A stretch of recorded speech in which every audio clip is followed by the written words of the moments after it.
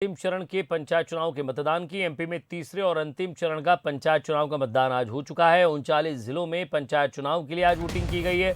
नीमच जिले में सबसे ज्यादा वोटिंग 90.3% वोटिंग हुई है। सीधी और सिंगरौली में सबसे कम मतदान हुआ है, 67.9% मतदान हुआ है। इधर 39 जिलों का कुल मतदान प्रतिशत 78% रहा है। 14 और 15 जुलाई को नतीजे घोषित किए जाएंगे।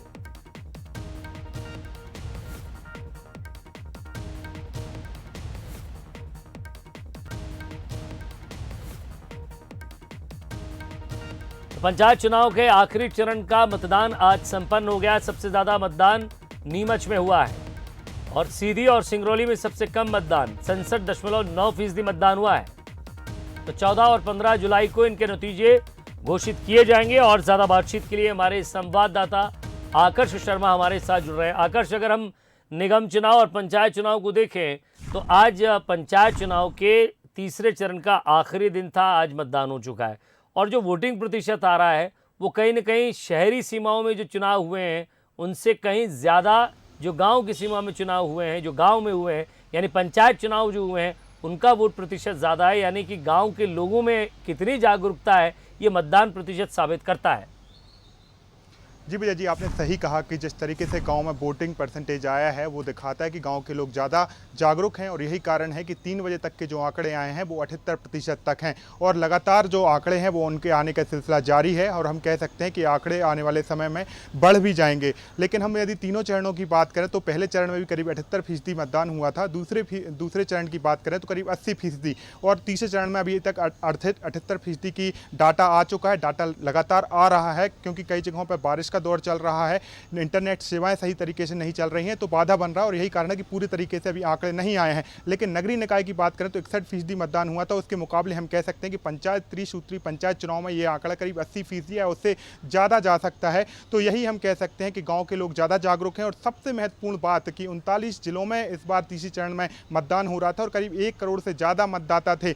और तीसरे चरण में हमने ये भी देखा कि किसी तरीके से कोई हिंसक घटनाएं नहीं हुई, रीपोल जैसी स्थिति नहीं हुई। 2 चरणों में हमने ये जरूर देखा था कि भिंड, मुरैना, सतना या अन्य जिलों की बात करें जहां पर हिंसक घटनाएं हुई, रीपोलिंग की कोशिश की गई, जो मतपेटी है उसे लूटने की कोशिश की गई। लेकिन इस बार पूरा चुनाव हम कह सकते हैं हल्की फुल्की छुटपुट घटनाओं को छोड़ दिया जाए तो शांतिपूर्वक जो है मतदान हुआ, सिर्फ कुछ जगहों को छोड़कर। और अब रीपोलिंग जैसी स्थिति नहीं बनी है और नीमच जो है उसमें सबसे ज़्यादा मतदान हुआ है।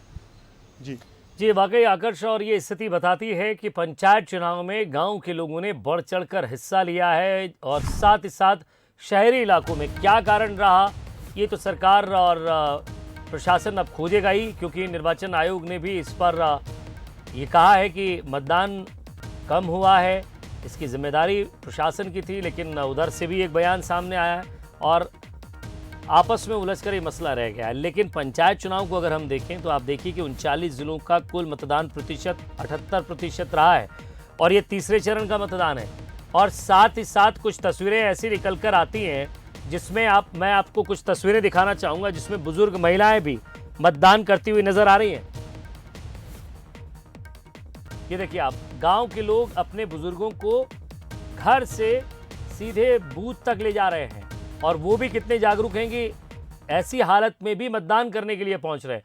ये देखिए आप, त्योथर, गुना, जावरा, रतलाम, ये तस्वीरें साबित करती है कि बुजुर्ग हो, युवा हो या फिर वो शख्स जो पहली बार मतदान करने के लिए एलिजिबल हुआ है, योग्य हुआ है, वो व्यक्ति भी मतदान करने पहुंच रहा है। ये तस्वीरें लोकतंत्र के इस उत्सव में ये साबित करती हैं कि युवाओं को आगे आना चाहिए, अपना वोट ज़रूर करना चाहिए, क्योंकि आप जब सरकारों पर आरोप लगाते हैं तो आपने कैसा जनप्रतिनिधि चुना है ये आप पर भी निर्भर करता है।